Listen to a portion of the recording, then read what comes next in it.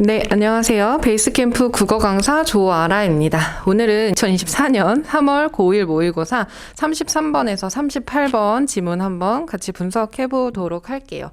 3월 모의고사 1등급 컷이 91점이었거든요. 이제 그 말은 그렇게 난이도가 이제 높지 않았다. 그러니까 좀 평이하게 풀 수 있는 수준이었다라고 보시면 되는데 이게 꼭 모든 학생들이 그렇다라는 건 아니에요. 일단 방학 때 좀 모의고사 지문 연습이 많이 된 친구들한테는 크게 낯설지 않고 시간도 오래 걸리지 않게 풀 수 있었지만 방학 때 모의고사 지문을 연습을 많이 안 한 친구들한테는 지문 자체 난이도가 엄청 어렵다, 단어를 이해하기 힘들다라기보다는 지문의 길이가 좀 길기 때문에 시간이 좀 오래 걸렸을 수 있다. 네, 그렇게 평가할 수 있겠고요. 그래서 우리가 이제 모의고사 본 지 조금 되긴 했지만 이거 시험 그냥 한번 본 걸로 끝내지 마시고요. 꼭 틀린 문제 한번 오답 분석해보면서 내가 뭐가 부족하고 또 뭐가 강하고 이런 것들, 강약 같은 것들 체크하시면 좋을 것 같습니다. 자, 그러면 오늘은 우리 지문을 다 할 수는 없고요. 우리 순자 흡수 나왔던 지문 있죠? 복합 지문 한번 같이 해보도록 할게요. 자, 우리 시작하기 전에 문항 먼저 한번 읽어볼까요? 자, 첫 번째 문제, 가나의 공통점으로 가장 적절한 것은 에서 33번에서는 비교 분석하는 문제 묻고 있고요. 자, 그 다음에 34번, 가의 군주와 나의 통치자에 대한 이해로 적절하지 않은 것은 해서 34번도 이제 가나의 군주와 통치자에 대한 각각의 내용 이해를 묻고 있기도 하고 이것도 결국에는 비교 문제예요. 왜냐면 이제 5번에서 보면은 군주와 통치자는 모두라고 했기 때문에 각각 내용에 대한 이해도 해야 되고 그 다음에 이걸 바탕으로 이들의 공통점이 무엇인지 차이점이 무엇인지 알고 있어야 됩니다. 자, 그 다음에 이제 35번, 36번은 각각 이제 가와 나에서 핵심이 되는 내용, 중심 내용에 대해서 이해를 하고 있는지 요걸 물어보는 문제였고요. 그 다음에 이제 37번 문제는 사례 적용 문제, 학생들이 가장 어려워하는 유형이기도 하죠. 네, 그래서 사례 적용 문제, 평가 문제였다라고 볼 수 있겠습니다. 자, 그 다음에 이제 요거 주제가 제가 아까 처음에도 말씀드렸지만 모의고사를 좀 많이 풀었던 친구들은 한 번쯤은 다뤄봤을 그런 주제들이에요. 순자 흡수에 관한 거. 특히 이제 흡수에 관한 거 사회계약론은 꼭 고1뿐만 아니고 고2, 고3 때도 종종 나오니까 꼭 알아두시기를 바라고요. 그다음에 이제 순자 하면은 여러분 딱 뭐 떠올라요? 성악설 떠오르죠. 그렇죠? 그래서 주제 자체는 여러분들한테 익숙할 수 있지만 문장이 약간 내용 구성이 조금 어렵게 돼 있어서 흐름을 중간에 놓치면은 따라가기가 좀 힘들도록 구성이 돼 있습니다. 자, 그리고 여러분들 복합 지문 읽을 때는 이 각각의 중심 내용들을 아는 것도 중요한데요. 얘네들을 독립된 지문으로만 보지 마시고 왜 이 두 개의 지문을 엮어서 냈을까? 이 두 지문의 공통점과 차이점 요거를 파악하면서 읽는 게 중요하거든요. 네, 그래서 다 읽고 나서 또는 읽어가면서 여러분들이 그런 부분들을 찾아가면서 읽는 게 중요합니다. 자, 그러면 한번 해볼게요. 자, 가 순자 지문부터 해보겠습니다. 자, 기원정 3세기경 중국의 전국시대 말기는 침략과 정벌의 전쟁이 빈번하게 벌어지는 혼란의 시대였다. 이와 동시에 국가의 혼란을 해결하기 위한 길을 모색한 여러 사상가들이 용성한 시대이기도 했다. 자, 가에서 첫 번째 문단에 뭐 얘기해주고 있냐면 배경에 대해서 얘기해주고 있어요. 시대 배경. 이때 이 사회가 어떠했냐면 전국시대 말기여서 굉장히 혼란스러웠대요. 자, 그래서 이 시대의 사상가들은 이 혼란을 해결하기 위한 여러 길을 모색했대요. 그러면서 두 번째 문단에 이 시대에 활동했던 순자는 이라고 했거든요. 자, 그러면 순자 역시 뭘 고민했을 거냐면 이 혼란을 종식시키기 위한 해결책을 고민했을 거란 말이에요. 그러면 해결책을 내려면 일단 뭐부터 고민을 해야 되냐면 이 혼란의 원인이 무엇일까? 이거부터 고민을 해야 되죠. 문제의 원인이 무엇일까? 그리고 이를 통한 해결책 제시. 요게 나와야 된단 말이죠. 그래서 이 제시문의 큰 틀에서 봤을 때 흐름은 원인 제시하고 대안 제시하다. 한다. 이렇게 볼 수 있겠어요. 자, 그래서 첫 번째 그 원인에 대해서 뭐라고 얘기하냐면 사회의 혼란과 무질서를 악이라고 규정하고 악은 온전히 인간의 성액에서 비롯된 것으로 파악했대요. 아, 그러니까 악이라는 건 뭐냐라고 했을 때 악은 혼란과 무질서 그 자체이고, 자, 이것이 뭐에서 비롯됐냐라고 했을 때 이것이 성액에서 비롯됐대요. 자, 성은 뭐냐면 태어나면서부터 지니고 있는 동물적인 경향성이래요. 본투비 면서부터 그대로 써볼게요. 동물적 경향성. 경향성이고 그 다음에 이것이 욕망과 감정의 형태로 드러난대요. 자, 그러니까 순자는 이 혼란의 원인이 어디에 있다라고 본 것이냐면 이 성에 있다라고 본 거예요. 그쵸? 근데 이 성은 뭐다? 인간이 태어나면서부터 지니는 어떤 감정과 욕망의 하나의 형태이다. 그러니까 이 혼란의 원인은 누구에게서 찾고 있는 거냐면 인간의 본성에서 찾고 있는 거죠. 이게 중요해요. 그쵸? 자, 그래서 이 중에서 이익을 좋아하고 그것을 얻으려고 하는 인간의 성이 악을 초래한다라고 보았대요. 그러니까 다시 얘기하면은 인간의 본성에서부터 이 혼란이 생겨나는데 이 인간의 본성이 어떤 것이냐라고 했더니 이기적 욕망, 이기적 성, 그쵸? 요거로부터 문제가 생긴다라고 본 거예요. 그럼 이제 이게 왜 문제가 되냐라고 했을 때 그 다음 문장에서 설명해주고 있죠. 사회적 자원과 재현은 한정적인데 사람들이 모두 이기적 욕망을 그대로 쫓게 되면 그들 사이에 다툼과 쟁탈이 일어나게 된다라는 것이다. 그러니까 모두가 이 분필을 원해요. 근데 이 교실 안에 지금 100명이 있어요. 근데 100개의 분필이 있다. 그러면 또는 그보다 더 많은 분필이 있다. 그러면 사실 싸움이 일어날 이유가 전혀 없죠. 왜? 모두가 다 가지게 되니까. 근데 100명이 있는데 이게 5개밖에 없어요. 그럴 때 이제 다툼이 생기게 된다라는 거예요. 자, 그래서 이 이기적 욕망 플러스 사회적 자원과 재화의 어떤 한정적인 특성 때문에, 희소성 때문에 이런 문제가 발생한다라는 거예요. 그래서 요거는 이제 원인에 대한 얘기를 해주고 있다. 자, 그럼 원인에 대한 얘기했으니까 뭐에 대한 얘기하겠다? 해결책에 대한 얘기하겠다. 자, 그래서 이제 세 번째 문단부터 해결책에 대한 얘기를 해줍니다.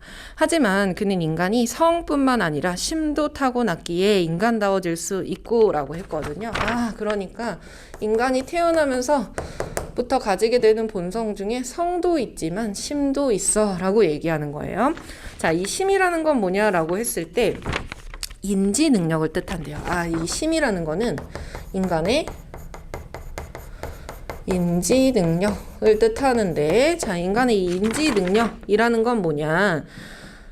감각기관이 가져온 정보를 종합해서 인식하고 판단하는 것이다. 정보를 종합해서 인식하고 판단하는 게 인지 능력인 심에 해당한다. 그래서 이 심의 역할은 뭐냐면 성이라는 게 합리적인지, 성의 합리성을 판단하고 이게 만약에 합리적이지 않다라고 판단이 되면 이것을 통제하는 역할을 한다라는 거예요. 자, 그래서 이러한 심의 작용을 통해서 인간은 배우며 실천할 수 있는데 이와 같은 인간의 의식적이고 후천적인 노력 또는 그것의 산물을 위라고 한대요. 아, 그러니까 이러한 심의 작용, 이 심의 작용이라는 거는 무슨 뜻이에요? 그러니까 계속 생각하는 거예요. 이게 합리적인지 판단하고, 아, 이거 좀 문제가 있어. 이러면 통제한다라는 거예요. 이러한 심의 작용으로 우리는 뭘 할 수 있냐면 위를 행할 수 있대요. 이 위라는 건 뭐냐면은 위라는 거는 후천적인 노력인데 어떠한 후천적인 노력이냐? 끊임없이 이거를 실천하려고 배우고 노력하고 실천하는 그 자세 자체가 위라고 보는 거예요. 이해되시죠? 그러니까 얘는 타고난 게 아니에요. 얘는 노력을 해야지 얻을 수 있는 거예요. 얘는 타고난 거지만 이렇게 차이점 구별하셔야 됩니다. 그래서 위라는 거는 심의 작용으로 얻을 수 있는 것이다. 자, 그 다음에 이제 또 다음 문단에 어떤 얘기를 하냐면, 그래서 순자는 성을 변화시키는 위의 역할을 강조했대요. 특히 위의 핵심으로서 예를 언급하고 그것을 실천할 것을 주문했대요. 그러니까 학생들이 지금 뭔가 키워드 서술이 너무 많이 나오니까 막 악, 성, 심, 위 여기는 이제 뭐까지 나와요?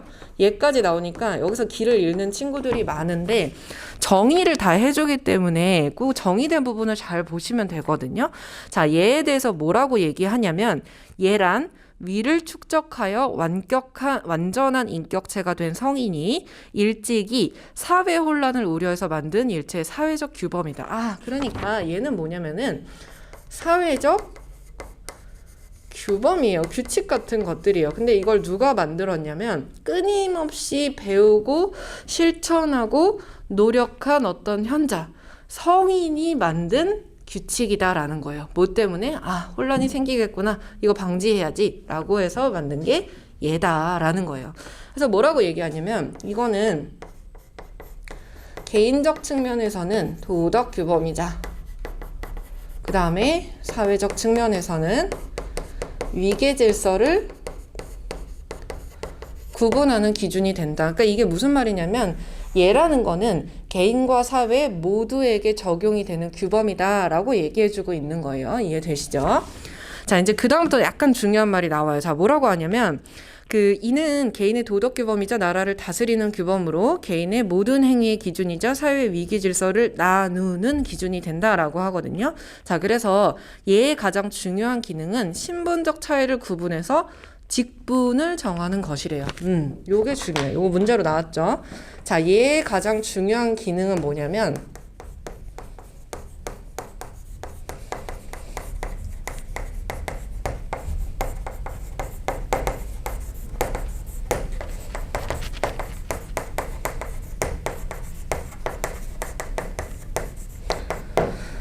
자, 지금 포인트 신분적인 차이를 구분해서 그에 맞게 직분을 정한다. 그러니까 뭔가 계속 구별을 한다라는 거거든요. 차이를 둬서 구별을 한다. 이게 왜 그럴까? 이거 생각을 해야 돼요.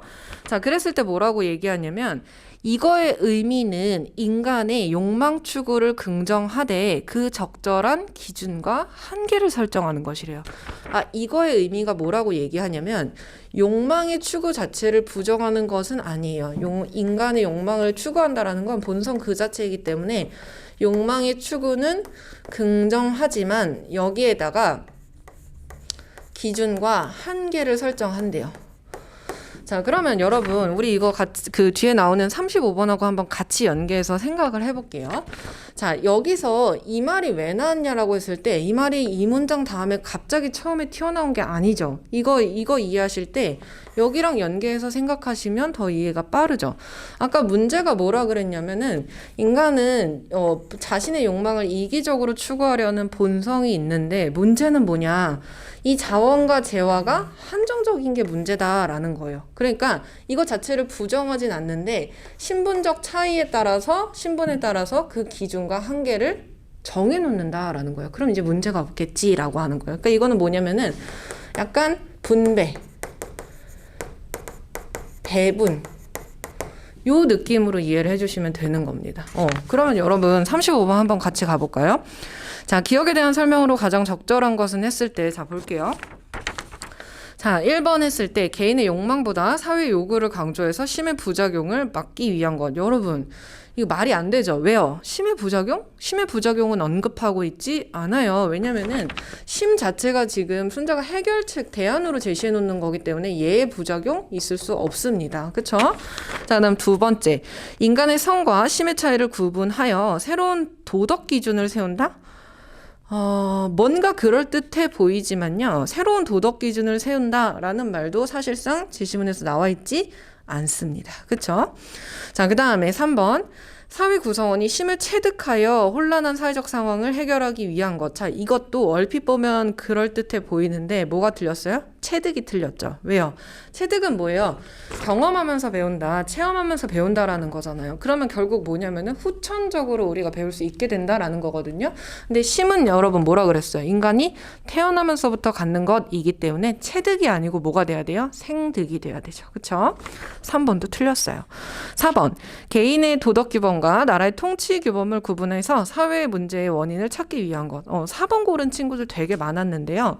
요것도 답이 될 수 없어요. 왜냐면 개인의 도덕 규범, 나라의 통치 규범을 구분해서 사회 문제의 원인을 찾기 위한 것이 요거에 대한 설명이다? 가 일단 될 수가 없고요. 그 다음에 더 왜 뭐가 될 수가 없냐면 아까 예를 설명할 때 제시문에서 뭐라 그랬냐면 개인한테는 도덕 규범이 되는 거고 플러스 동시에 사회한테는 위계 질서를 나누는 기준이 되는 거야 라고 했기 때문에 구분한다 라고 하면 틀리는 거예요. 이해되시죠? 자, 그럼 이제 답은 5번이에요. 그러니까 이 서술이 들어가 있어야 되는 거예요. 애초에 이게 문제가 되기 때문에 이걸 대안으로 제시한다. 이렇게 나와야 되는 겁니다. 이해되시죠? 자, 그러면 다시 한번 제시문 가볼게요. 자, 중요한 내용들이 이제 거의 다 했어요. 자, 그래서 마지막에 뭐라고 하냐면 그래서 순자는 군주를 예의 근본으로 규정하고 그의 역할을 중시한다. 군주는 계승되어 온 예의 공통된 원칙을 지키고 당대 요구에 맞춰서 예를 제정해야 된다. 이해하기 쉽죠? 자, 구체적으로는 백성들의 직분을 정해주고 그들을 가르쳐 예의 길로 인도하는 역할을 수행한다. 직분을 정해준다. 앞에서 나왔던 거 한 번 더 얘기하고 있죠. 강조하는 거예요. 그렇죠? 자, 그래서 이를 통해 백성들은 교화되고 질서 조화를 이룬 선한 사회에 다다를 수 있다. 혼란이 해결될 수 있다라고 얘기하는 겁니다. 자, 그래서 순자는 당대의 사상가들과 달리 사회 문제 원인을 외적 상황에서 찾지 않고 인간의 타고난 성향에서 찾음으로써 인간 사회를 바라보는 새로운 관점을 제시한다. 맞죠? 그쵸? 그러니까 마지막 문단은 지금 무슨 얘기해주고 있는 거냐면 이 순자의 이론의 의의를 얘기해주고 있는 거예요. 그쵸? 자, 그 다음에 이제 나 봅시다. 사실 가지 신문만 읽고도 몇 개 문제가 해결이 되는데 우리가 지금 급하게 빠르게 어떻게 기술적으로 문제를 풀어야 되는지를 다루는 시간이 아니고 해설을 하는 시간이기 때문에 일단 제시문을 쫙 읽고 문제를 보도록 할게요. 자, 그 다음에 이제 두 번째는 홉스에 대한 이야기예요. 자, 홉스. 자, 첫 번째 문단 볼게요. 홉스가 살던 17세기는 종교 전쟁과 내전을 겪으며 혼란스러웠다. 이에 왕의 권력은 신으로부터 부여받은 것이라는 왕권 신수설에 제 발음이 꼬였네요. 죄송해요. 왕권 신수설에 많은 사람들은 의문을 품게 되었대요. 이러한 상황에서 홉스는 사회적 혼란을 해결하고자 신이 아닌 인간에 대한 탐구를 시작한대요. 자, 여러분. 자, 일단 몇 가지 체크할 수 있어요. 자, 일단 이 홉스 지문도 전개가 지금 가제 시문의 전개 방식과 동일하다라는 걸 알 수 있죠. 그렇죠? 그러니까 홉스의 어떤 사회계약 이런 이론이 등장한 배경에 대해서 얘기해주고 있죠. 그럼 그 다음 뭐 나오겠어요? 원인 얘기해주고 해결책 얘기해주고 의의 얘기해주겠죠. 그렇죠? 그러니까 구성이 지금 동일하게 진행이 되고 있다라는 거. 그 다음에 또 하나 공통점 찾을 수 있죠, 여러분. 그쵸? 아까 순자는 이 혼란의 원인을 어디에서 찾고자 했다 그랬냐면은 인간의 타고난 성향에서 찾고자 한다 그랬어요. 근데 홉스도 뭐래요?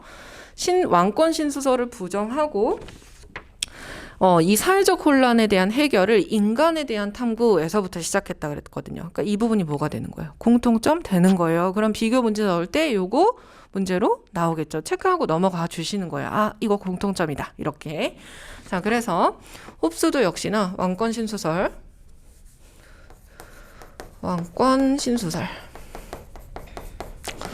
부정하고 거부하고 인간에 대한 탐구에서부터 시작했다. 그러면 이제 홉스도 역시나 뭘 할 거냐면 인간이란 어떤 존재인가에 대한 탐구부터 시작을 하겠죠. 그렇죠? 그래서 그 내용이 나옵니다. 자, 뭐라고 얘기하냐면 자, 홉스는 국가 성립 과정을 설명하기 위해 국가가 성립하기 이전의 집단적인 삶인 자연 상태를 가정한대요. 여러분들이 약간 어려워할 만한 단어가 나왔는데 이 자연 상태를 여러분 이렇게 생각하시면 안 돼요. 그 원시사회 우가 이게 아니고요. 국가 이전의 어떤 모든 그 집단적 삶의 형태 그것이 자연 상태다. 그러니까 국가라는 게 생긴 것은 근대에 들어와서잖아요. 그러니까 그 이전은 모두 다 자연 상태로 본다라는 거예요. 원시사회가 아니고. 자, 그래서 그 다음에 이제 또한 인간은 자연 상태에서 누구나 절대적 자유를 행사할 수 있는 권리를 지니는데 이를 자연권이라고 얘기한대요. 그 다음에 제가 한 문장 놓쳤네요. 중요한 거. 자, 그는 인간을 자기 보존을 추구하는 존재로 규정한대요. 자, 그러니까 무슨 얘기를 지금 하는 거냐면 자연 상태에서의 인간은 어떤 존재이냐라고 했더니 자기 보존을 추구하는 존재. 자기 보존이라는 건 자기를 지킨다라는 거죠. 그쵸?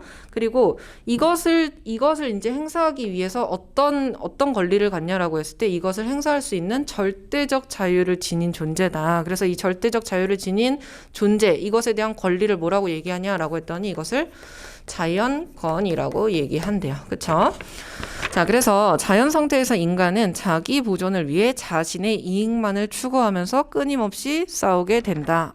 그러니까 인간이라는 존재는 얘를 이기적으로 추구하는 존재, 이기적 존재다라는 거예요. 이것도 역시나 뭐예요? 순자와 공통점이죠. 왜냐면 아까 순자도 뭐라 그랬냐면은 성이라는 개념을 설명하면서 이 성 중에서 자기의 어떤 이익만을 추구하는 이기적 욕망을 추구하는 것 때문에 문제가 생긴다라고 했거든요. 그러니까 이것도 공통점이 되는 거죠. 그쵸? 자, 끊임없이 싸우게 되는데, 자, 그는 전쟁과도 같은 이 상황을 만인에 대한 투쟁이라고 변명한대요. 그 유명한 만만투. 자, 그러니까 이 자연 상태라는 거는 뭐냐면은 이 자연 상태에서의 인간들이 이러한 존재이기 때문에 필연적으로 갈등이 생길 수밖에 없다라는 거예요. 그 갈등을 뭐라고 얘기하냐면 만인에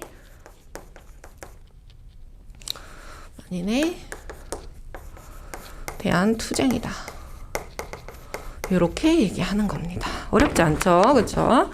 자, 하지만 이 상황에서 인간이 느끼는 죽음에 대한 공포는, 그러니까 왜 갑자기 이제 죽음에 대한 공포냐면은 아까 이 자연 상태가 전쟁과도 같은이라고 했거든요. 그래서 이러한 것에 대한 죽음에 대한 공포는 평화와 안전을 바라게 하는 감정을 유발하기도 한대요. 자, 그러면서 이제 중요해요. 이때 인간의 이성은 평화로운 상태로 나아가기 위한 최선의 법칙을 발견하는데 홉스는 이를 자연법이라 일컫는데요. 자, 그러니까 여러분, 인간은 이러한 존재예요. 그리고 이걸 추구하기 위한 어떤 절대적 권리를 가지고 있어요. 그리고 플러스 인간은 또 뭐까지 가지고 있는 거냐면 이성까지 가지고 있는 거예요. 이해돼요?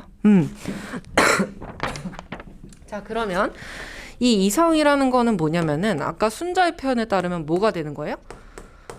심이 되는 거죠. 왜? 아까 이 심이 뭐라 그랬냐면은 인지 능력이라 그랬어요.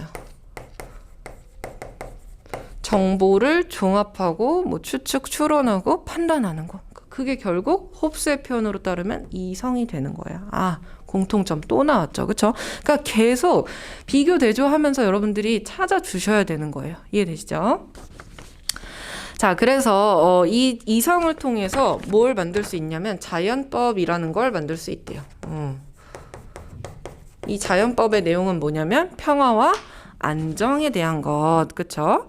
자, 그래서 자연법의 가장 근본적인 원칙은 평화를 추구하고 따르라는 것이다. 그리고 이를 위해서 인간의 이성은 자연 상태에서 가졌던 권리의 상당 부분을 포기하고 그것을 양도하는 사회계약이 필요함을 깨닫는다. 오케이. 요거로부터 인간은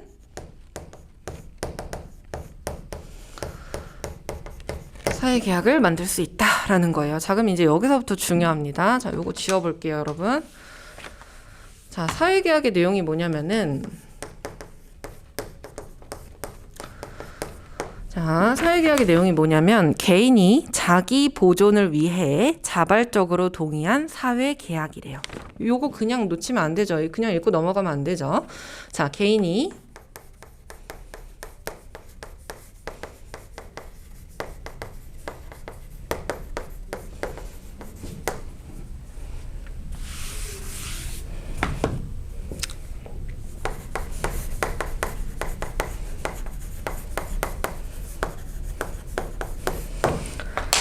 개인이 자기 보존을 위해서 자발적으로 동의했다라는 게 중요해요. 자발적으로. 무엇을 동의해요? 평화와 안전을 위해서 권리의 상당 부분을 포기하거나 아니면 아예 권리를 다 양도해 주거나예요. 자, 이때 이 권리는 뭐가 되는 거예요, 여러분? 자연권이 되는 거죠. 이해되시죠? 자, 그래서 이 사회계약은 두 단계에 걸쳐서 진행이 된대요. 자, 첫 번째는 개인과 개인 간의 계약이에요. 자, 첫 번째, 개인과 개인 간의 계약이에요. 자, 개인과 개인 간의 계약의 내용은 상호 적대적 행위를 중지하고자 자연권의 대부분을 포기하는 계약이래요. 아, 적대적 행위의 중지를 위해서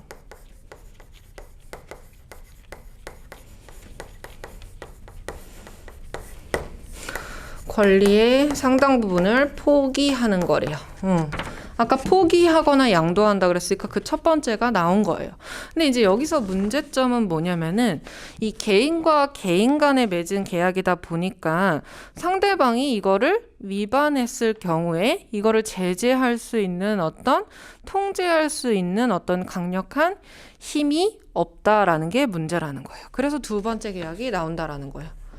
그 편을 제시문에서는 뭐라고 얘기하냐면 이런 위반의 상황이 발생했을 때, 이 계약을 위배했을 때 누군가 이를 제재할 수단이 없다는 한계가 있대요. 그래서 이걸 좀 강력하게 제재할 강제력이 필요하고, 이 강제력을 가지고 있는 힘의 소유자가 필요해. 이렇게 생각했대요. 그래서 두 번째 계약을 맺게 되는 거예요. 그래서 두 번째 계약은 누구랑 맺게 되는 거예요? 개인과 통치자가 맺게 되는 겁니다.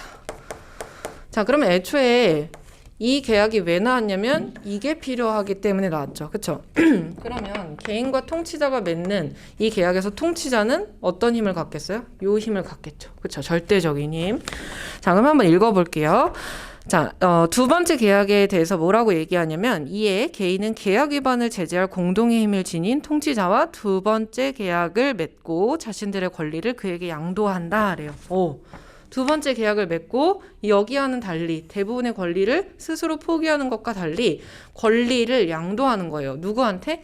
통치자에게. 이게 중요합니다. 그쵸? 통치자에게 권리를 양도하는 거예요. 다시 이때 이 권리는 뭐다? 자연권이다. 그리고 여기서 중요한 건 뭐냐면은 자발적으로 양도해 준다라는 거예요. 이해되시죠?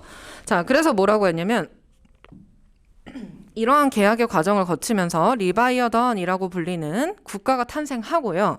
리바이어던은 본래 성서에 등장하는 무적의 힘을 가진 바다의 괴물의 이름으로 홉스는 이를 통해 계약으로 탄생한 국가의 강력한 공적 권력을 강조한다. 그래서 통치자는 국가 권력의 실질적인 행사 주체로서 국가의 복종을 요구하는 대신 개인을 위험으로부터 보호할 책무를 갖는다.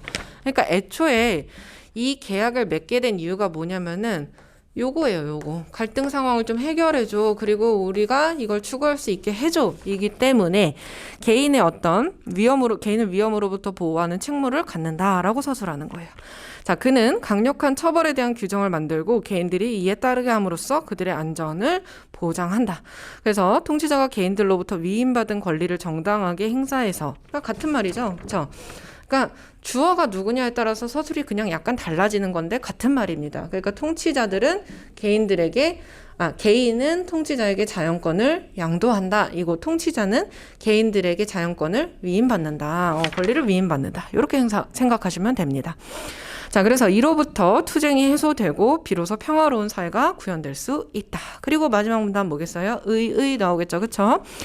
홉스의 사회계약론은 인간의 본성에 대한 통찰을 바탕으로 국가가 성립하게 되는 과정을 제시하고 있다. 특히 국가가 지닌 힘의 원천을 신이 아닌 자유로운 개인들에게서 찾고 있다는 점에서 근대 주권 국가의 토대를 마련했다. 자, 그러니까 이것도 뭐예요? 공통점이죠. 그쵸? 자, 그러니까 33번은 여러분 크게 고민하실 필요가 없어요. 이렇게 공통점 계속 비교하면서 인지해가면서 읽은 친구들한테 33번은 크게 어렵지 않았을 거예요. 왜냐면 자, 볼게요. 1번 볼게요. 인간 중심주적인 시각에서 벗어나라고 했는데 벗어나라고 하면 돼요? 안 돼요? 안 되죠. 왜?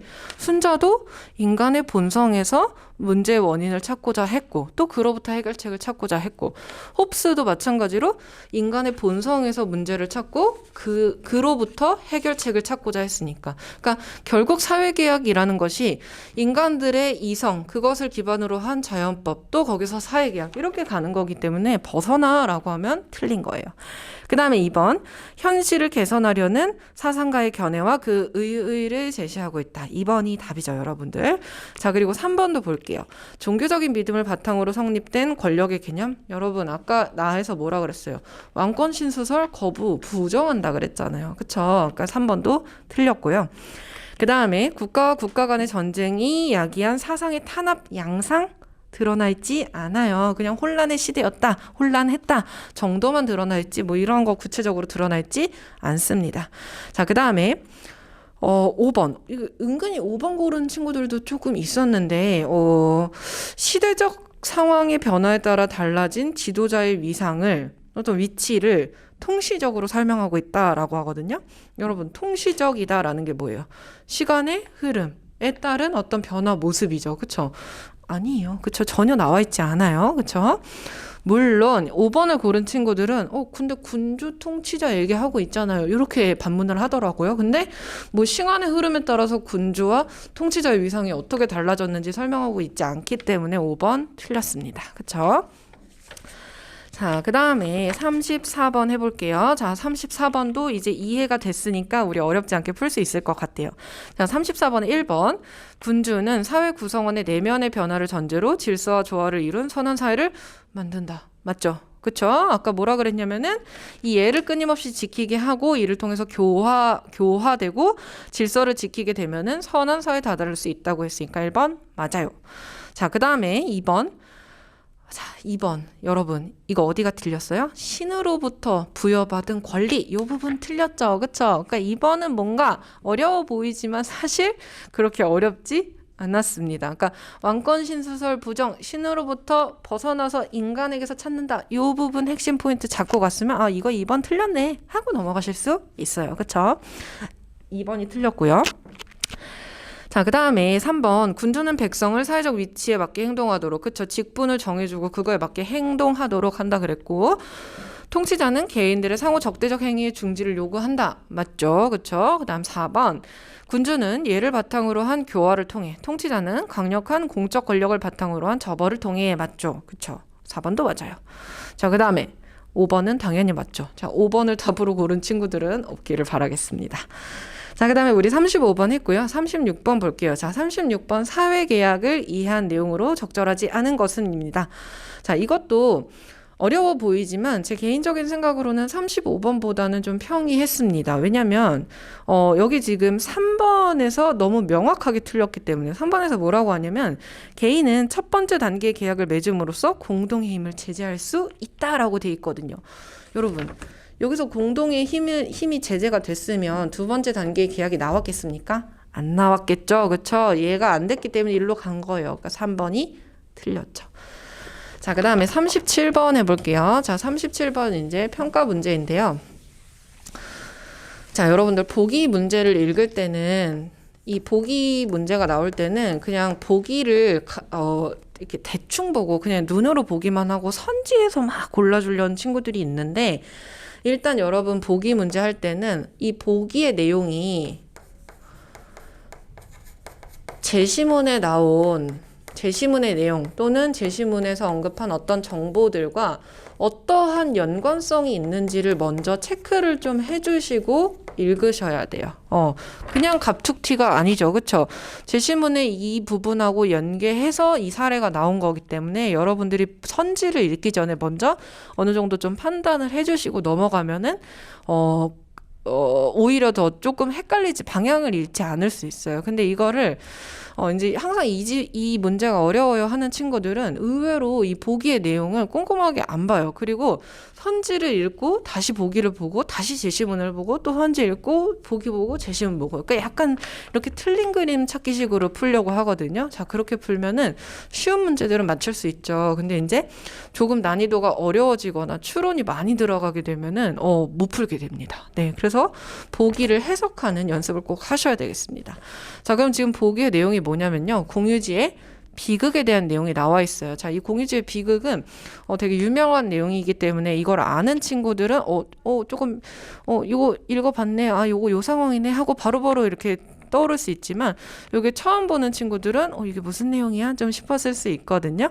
자, 한번 볼게요. 자, 모두가 사용할 수 있는 목초지가 있다. 한 목동은 자신의 이익을 극대화하는 방법으로 가능한 한 많은 소떼들을 목초지에 풀어놓는다. 네, 그러니까 이거 뭐예요? 결국 이 목동을 뭐라고 이해하면 되냐면 인간. 근데 어떤 인간? 자신의 이익을 극대화하는 방법으로라고 했잖아요. 그쵸? 가능한 한 많은 소떼들을 목초지에 풀어놓는데요. 그리고 다른 목동들도 같은 방법을 뭐예요? 자신의 이익을 극대화하는 방법으로 가능한 한 많은 소떼들을 다 풀어놓는 거예요. 그 결과 목초지는 황폐화된대요. 그러니까 이거는 뭘 드러낸 거예요?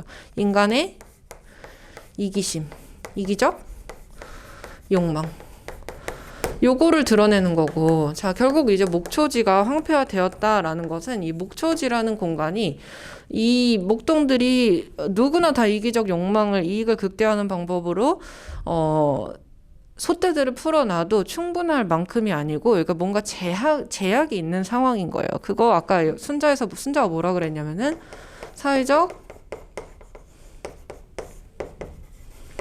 자원과 재화가, 글씨가 너무 날림이네요. 재화가 한정적이다. 요 상황인 거예요. 그쵸? 자, 그러면 이제 뭐가 나올 거냐면 선지에서는 이거에 대한 순자와 홉스, 원인을 어디서 보고 있으며 해결을 어디서 낼 것이며, 이런 얘기들이 선지에서 나오겠죠. 그쵸? 1번 볼까요? 자, 순자는 목동들이 위를 행하였다면 목초지의 황폐화를 막을 수 있었을 것이라고 생각하겠군. 그쵸? 위는 아까 뭐라 그랬어요?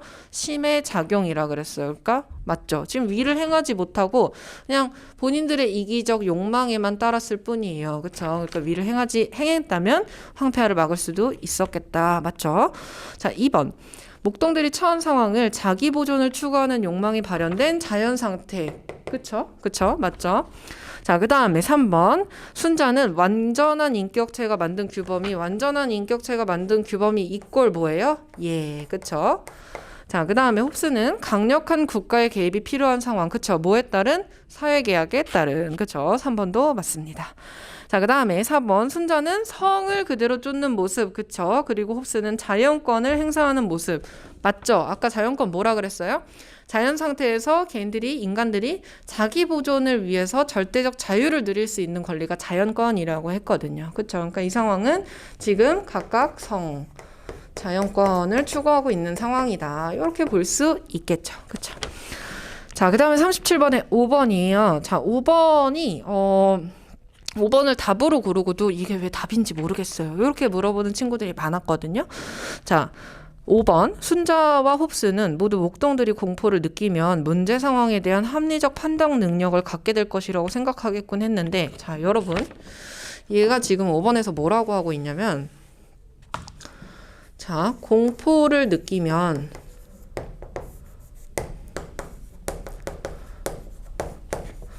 합리적 판단 능력이 생긴다라고 했거든요. 자, 그러면 이 합리적 판단 아까 순자의 표현으로는 뭐라 그랬냐면 심이라 그랬고, 홉스의 표현으로는 이성이라 그랬어요. 자, 근데 얘와 얘는 둘 다 지금 뭐예요? 인간이 태어나면서부터 가지게 되는 거예요. 그래서 얘를 느끼면은 얘가 생기는 게 아니고 그냥 원래부터 가지고 있는 겁니다. 그렇기 때문에 틀렸어요.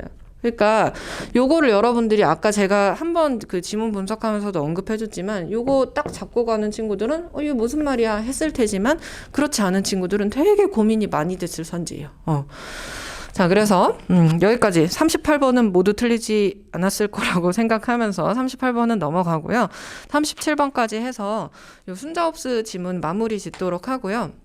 자, 그 다음에 제가 요거 이제 처음에 들어갈 때 인트로에서도 얘기했지만, 이게 어떤 문제를 풀고 여러분 그 문제가 틀렸어요. 그러면 그 문제를 그냥 답만 확인하고 또는 해설집만 읽고 넘어가는 것들은, 크게 국어 실력 향상에 도움이 안 돼요. 이게 도움이 되려면 일단 다시 본인이 틀렸던 문제 또는 맞았더라도 헷갈리는 문제가 있었다라고 하면은 그 지문 어떤 부분에서 이해가 안 된 거예요. 그러면 내가 이해가 안 됐다 그러면 그런 비슷한 난이도 또는 그런 비슷한 주제 이런 것들이 나오면 또 여지없이 틀리거든요. 그러니까 지문 분석을 한번 쭉 해보세요.